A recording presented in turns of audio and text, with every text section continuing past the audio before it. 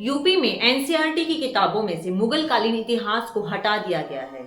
केंद्र सरकार की ओर से ये एक बहुत बड़ा बदलाव है। मुगल कालीन इतिहास के चैप्टर को 11वीं और 12वीं के सिलेबस से बिल्कुल हटा दिया गया है। Themes of Indian history part 2 book में से 16वीं और 17वीं शताब्दी के कुछ और सेगमेंट्स भी बिल्कुल हटा दिए गए हैं। इस मसले पे हो रहे राजनीतिक हमलों के बीच एनसीईआरटी के डायरेक्टर प्रोफेसर दिनेश प्रसाद सिकलानी ने एनबीटी से बात करते हुए उन्होंने कहा कि कोविड के बाद हर विषय पर एक एक्सपर्ट कमेटी बनाई गई थी ताकि जो बच्चों का कुछ बोझ है वो कम हो सके।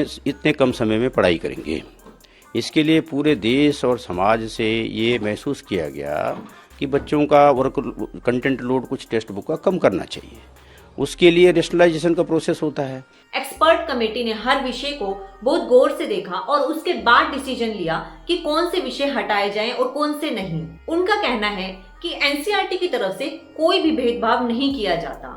उनका कहना है जहां तक मुगल इतिहास की बात करें, अगर बच्चे इस चैप्टर को एक क्लास में पढ़ लेते हैं तो दूसरी क्लास में इसको पढ़ना क्या कोई सेंस नहीं बनता। प्रोफेसर सकलानी ने कहा कि मुगल इतिहास क्लास 7th में भी है और क्लास 12th में भी है, तो ये दोबारा पढ़ने का कोई सेंस नहीं बनता, इसलिए इस मुगल इतिहास को पूरी बुक में से हटा दिया गया है। उनका कहना है कि एनसीईआरटी एक इंडिपेंडेंट बॉडी है और वो किसी के भी दबाव में आकर काम नहीं करती। अब नेशनल करिकुलम फ्रेमवर्क 2024 के अकॉर्डिंग पहले नया सिलेबस आएगा और उसके अकॉर्डिंग दोबारा बुक्स तैयार होंगी। उनका कहना है कि कोविड के दौरान बच्चों का पढ़ाई का बहुत ज्यादा नुकसान हुआ है, लोग इसको मुद्दा क्यों बना रहे हैं। एक्सपर्ट कमेटी का कहना है कि उन्होंने ऐसे कंटेंट हटाए हैं जो बच्चों ने पहले क्लास में पढ़ रखे हैं। ये एक नॉर्मल प्रोसेस है और इस प्रोसेस के तहत बच्चों का बोझ कम करना जरूरी था। आपको क्या लगता है, बुक्स में से कुछ चैप्टर हटा देने से क्या वाकई में बच्चों का बोझ कम होगा, या